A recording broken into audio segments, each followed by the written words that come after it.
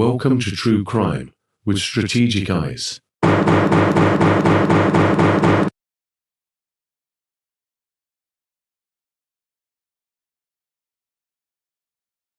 Strategic back again. What's going on, guys? I have a really interesting show for you guys today. We're going to be talking about the charging documents for Stephan Stearns. And in those documents, I've observed some very disturbing things. Now, some of you guys may have seen these disturbing things before, but this is my first time really getting through the 800-page document dump that was obtained by people such as the Docket and Plunder, etc. I now have those documents in my own possession. I was able to obtain them through a very generous viewer. And I'm now going through it. Every day I go through it, I'm trying to find things that probably need to be explained a little bit better, in my opinion, that I've seen explained before.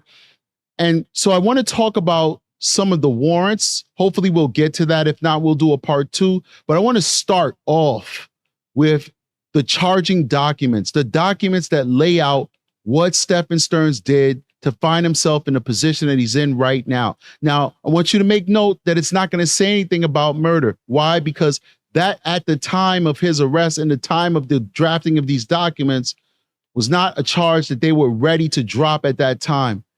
These charges are going to focus on the abuse. And because it's specifically going to be talking about this beautiful little girl, I'm going to try my best to use language that's not going to shock the soul, because some of the things that I saw there are shocking, absolutely shocking. But we need to jump through this and we need to discuss it. And we need to make sure, ladies and gentlemen, that this never happens to any child again. And I know it's impossible, but believe it or not, through awareness, through bringing this to the forefront of our society, through us talking about this on social media, for us keeping this in the news and maintaining it as the big deal that it is, we're going to save lives out there, ladies and gentlemen. And that's from the bottom of my heart. We are going to save lives because there's going to be somebody out there who's going to watch these videos from all creators, not just me, from every single creator that's talking about this subject. And they're going to see the signs that jensoto missed or didn't care about, the signs that Maddie Soto's extended family maybe didn't see, the signs that Stephan Stearns' mother and father refused to see, refused to act on, and when they did see it, they allegedly paid people off to make those signs go away. Somebody is going to see it, and somebody's going to put a stop to it, and somebody's going to save a child from being a victim the way Maddie was a victim, and possibly B, save somebody from going down that slippery, dark slope and get that person help and hopefully allow them to grow up and live an honest life.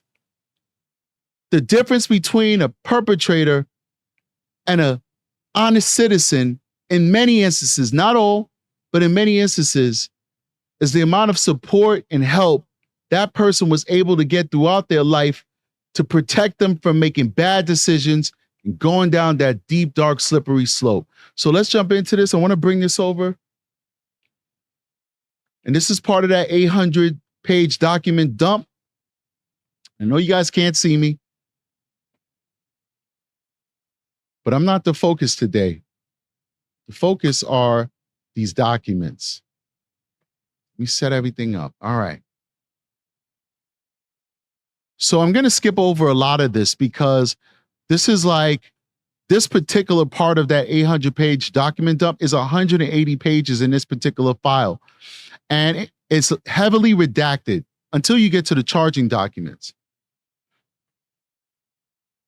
And we have a lot of jail records, etc., communication, stuff that he has in his property. For instance, this document here is his personal property that was issued to him, or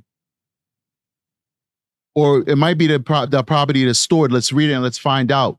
It says, I, Stephan Stearns, certified that on the above date and time, the following personal property items were issued to me by Johnson R. So this is the stuff that he gets to use in the prison system. It's gonna be 1 towel, 1 inmate handbook and regulations, 1 plastic cup 10, a mesh laundry bag, slip-on sheet blue, flat sheet, one flat sheet, plastic shoes, uniform, it's the inmate uniform, a welcome package, and a pillowcase. That's some of the things. So this is extensive, basically everything that he was given and every document that was taken to actually, memorialize his stay in the county jail.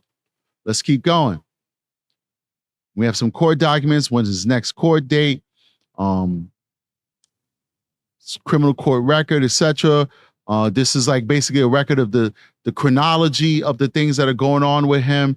So you had the murder premeditated, you have the warrant for arrest. It's basically breaking down the different steps in the case. But we're going to go a little further down, guys.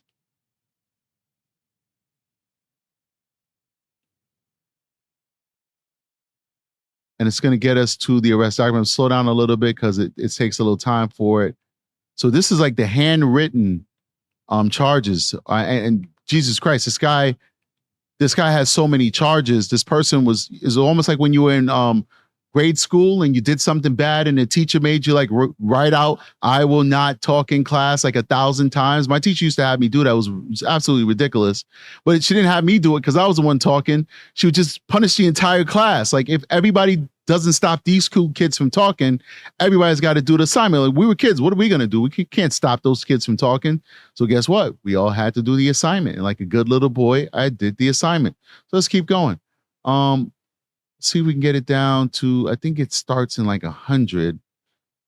Let's go down a little bit more. All right. So now let's go up a little bit. This is where it starts. All right.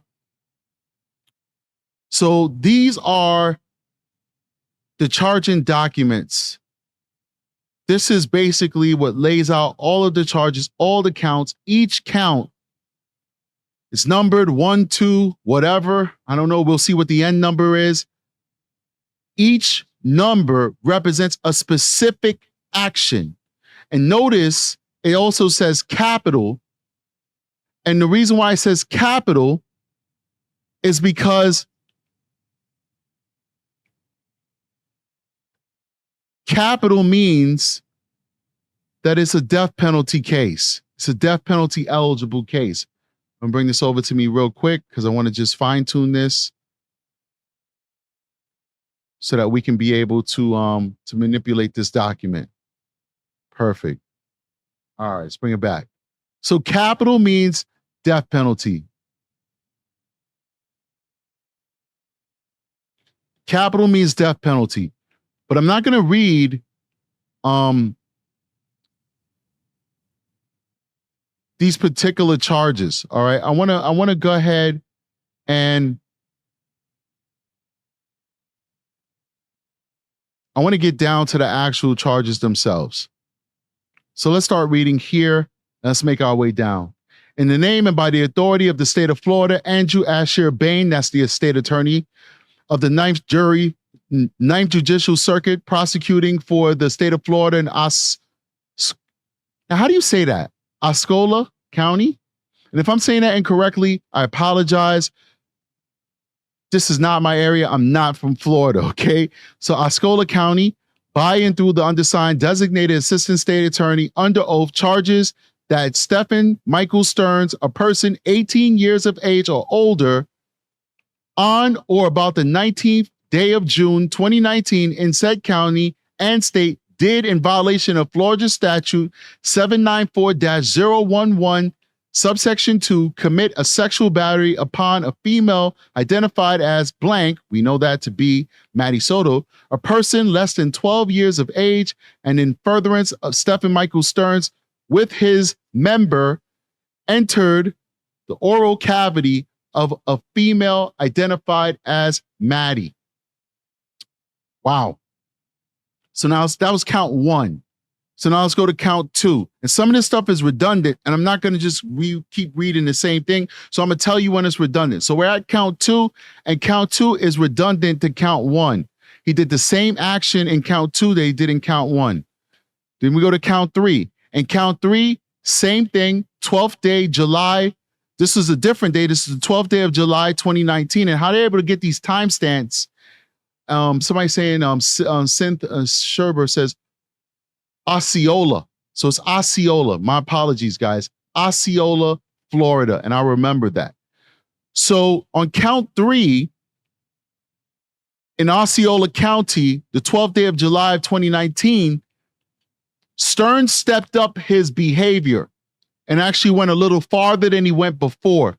And in this one, he did penetrate. And I like the fact that Florida in particular uses this verbiage in his language, because I think it's very respectful to victims when he says the union with the sexual organ of female. I like that. Instead of saying, because in my state we say penetration and all that stuff, they're saying the union. It means the same thing. It just sounds less salacious.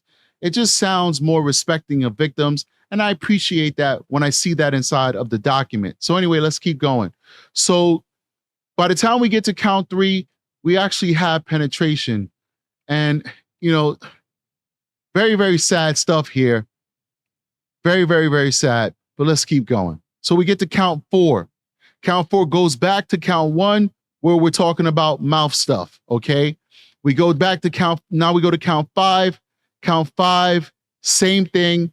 It seems like the majority of these interactions is him abusing the child via the mouth, okay? Let's keep going. Same thing for count 6. Count 7 is where we move to the backside, the behind. And he entered from behind. And I'm sorry I'm speaking like this, guys. I'm trying to respect YouTube moderation. But this is heavy stuff, but it needs to be discussed. This is true crime. And we're talking about something that horrible to happen to this little girl. So count 6, 7 is when he now escalated, at least where they could be documented, at least where they see it in the video and in the pictures, and they can actually have a timestamp to it. This may have happened before. It may have been the first thing that he did, but they're going in a chronological order by which they have the evidence on the phone. So that's what happened in count 7. So now let's go to count 8. We go back to the mouth on count 8, or oral, we'll say. We'll say oral, we won't say mouth anymore, right? Count 9, we're back to oral again. Count 10, we're back to oral again. Count 11, we now have the organs, the private organs again, the union of the private organs. Count 12, we're back to oral again. Count 13, we have digital penetration, and that's when the fingers are used in the personal space of that individual. Count 14, he's being charged with using his member to touch on Maddie. So we're not dealing with an actual penetration, but we're dealing with, the sick and demented type of foreplay kind of thing. Let's keep going. Count 15. This one is categorized as lewd and lascivious manner. So that, once again, that's the touching, using his member to touch the victim, and that's called lewd and lascivious manner. I can't say it with my Invisalign's in, but we use the term all the time. That is a nationwide term, and so that's what he did on count 15. And just to give you guys some context, because I've been telling you the times, that happened the 12th day of July. So it looks like a lot of stuff is happening in July. Let's keep going. Count 16. This is him putting his mouth on Maddie's chest. Okay. I think you guys know what I mean when I say that. And so he's been charged with that. All right. Count 17. This is Stephan Stearns using his hand to touch the behind of the victim. Let's keep going. This is count 18. This is Stearns using his personal member to touch the victim while she's fully clothed. So once again, we're dealing with this sick and demented foreplay type stuff, which in the law we call it lewd and lascivious manner, right? Or activities. So count 19, we're talking about same thing, lewd and lascivious manner. And this time he used his member to touch the chest of Maddie. So, you know, this guy is pretty much doing anything he could possibly imagine at this point. Like, he's basically whatever thing he can imagine, he's using her as a vehicle to express that the degeneracy, basically. This child was under a lot of pressure. She was under a lot of stress. She was truly being victimized in the worst way. Let's keep going. Count 20. He's using his fingers to union with the organs. Let's keep going. 21. This one is using a very interesting term. And the reason why it's using a very interesting term, which is, I can't even say the term because that would actually trip the YouTube algorithm. But I'm gonna zoom into this and I'm gonna circle this for you guys. And it's interesting that that was used. The reason why it's interesting that that was used is because what is alleged further down in this count 21, this is when the real crazy stuff happens. And I haven't heard many creators talking about this, true crimers, and I've heard it in passing, but I've never read it with my own eyes. So we're gonna read this entire count. Count 21, Andrew Asher Bain, the state attorney of the 9th Judicial Circuit, prosecuting for the state of Florida and Osceola County, by and through the undersigned designated assistant state attorney under oath, charges that Stephan Michael Stearns between the 2nd day of July 2019 and the 26th day of February 2024 did, in violation of Florida statute, knowingly possess any photograph, motion picture, exhibition, show, representation, image, data, computer depiction, or other presentation, to wit, and they put the file here. So this is actually the file that was on the computer. So they're kind of giving you the reference for where this charge is coming from, which in whole or in part, Stephan Michael Stearns, the devil, knows to include any actual conduct by a, what's a good word we can use? Juvie, we'll say juvie, and in so doing possess 10 or more images of any form of CSAM, and the content of at least one image contains one or more of the following: a juvie who is below cinco, I use Spanish for a reason, or doing that word right there that I underlined, so you could go ahead and read that for yourself, involving a juvie, battery involving a juvie, well, blank battery, fill in the word, involving a juvie, blank best, and I can't say the rest of that word right there, involving a juvie, or any movie involving a juvie, regardless of length and regardless of whether the movie contains sound. So what, listen, I butchered it absolutely because I don't want us to get taken down by YouTube. And I apologize for that. I'm trying, guys. They keep demonetizing these videos. We can't have a show if we don't have the support. But in all actuality, guys, this charge, and there's going to be multiple other charges like this, we're going to keep going. This is of Stephan Stearns having material of animals and juvies engaging in activities. And the question I have is, was that Maddie? Was that Maddie? That's the question I have. Was that Maddie? And if it was, is there the ability of the Florida judicial system to fast track the D penalty case of this man?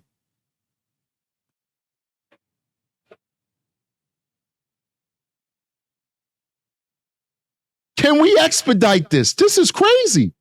Let's keep going.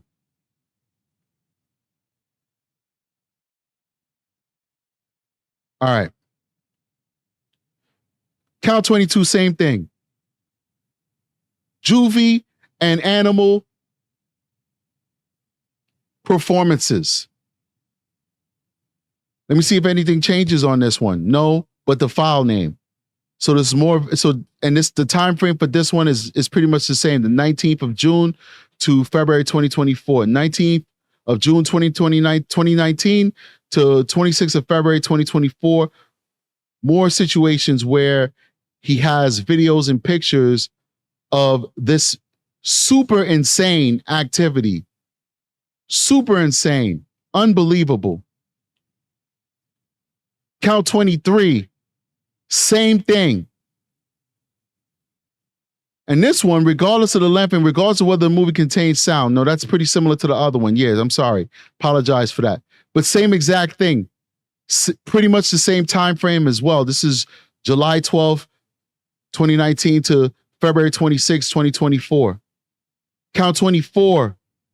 Same exact thing. Different time frame, different file, but same thing. 25, same exact thing. 26, same exact thing. 27, same thing. This guy had just as much of this type of material on his phone as he had material of what we know of him abusing Maddie.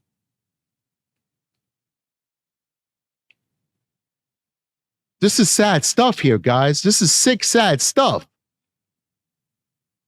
Count 29, same thing. Count 30, same thing. 31, 32, 33, 34,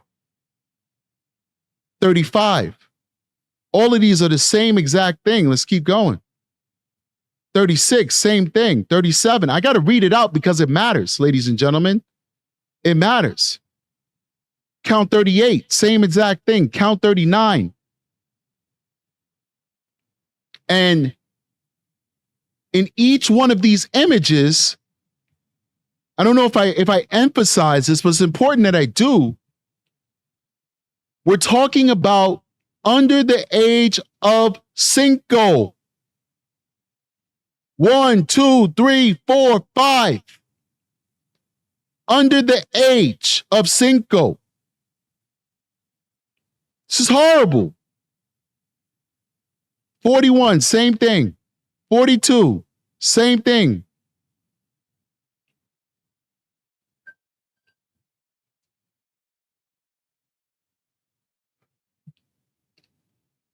44, 43, 44, 45, 46, 47, 48, 49, 50, 51, 52, 53, 54, 55, 56, 57, 58, 59, 60. 60 counts of this, ladies and gentlemen. 60 counts. 80% of those counts involve the activities that we just spoke about. The question is, was Maddie the individual that was depicted in that media?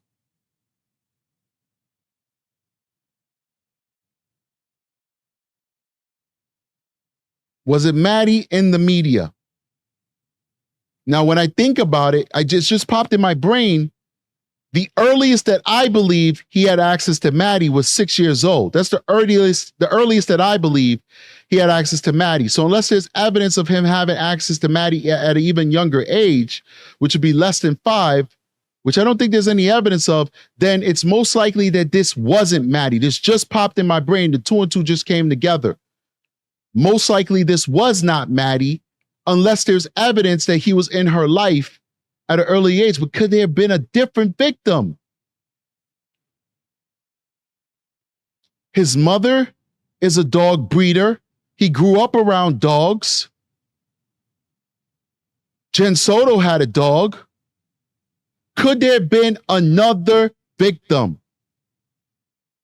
It's a question we got to ask, ladies and gentlemen. I'm going to go through the warrants, etc. We're going to do that in a part 2 where we start explaining some of these documents so you guys can understand them, just like we did in the DNA video. So we're going to stop this one here. But I've never seen somebody go through the charges the way I just did. I never noticed that these charges existed. I've heard rumors of them, but I've never seen them with my own eyes. And they are very troubling, and they tell the picture of a very sick and demented soul, ladies and gentlemen. A very sick and demented soul, Stephan Stearns. And I'm starting to believe, we had this conversation.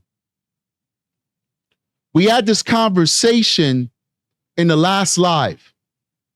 The last live that we did on Stephan Stearns. I think this one pertained to the mother and her narcissism. I'm starting to believe that Stephan Stearns at some point in his life was a victim himself.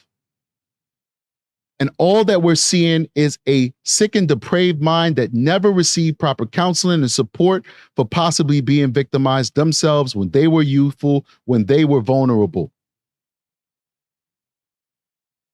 He seems to be the archetype of an untreated survivor of heinous abuse.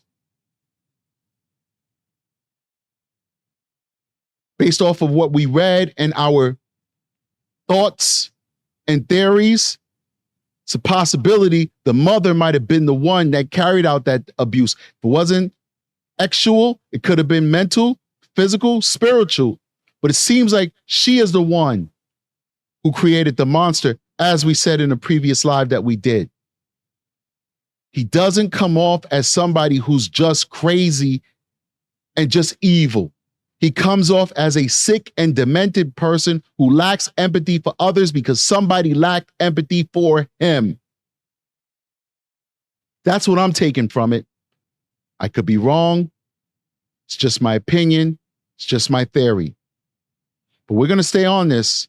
So please make sure you like and subscribe, join the channel. I'll see you guys on the next one. Strategic is out of here. Peace.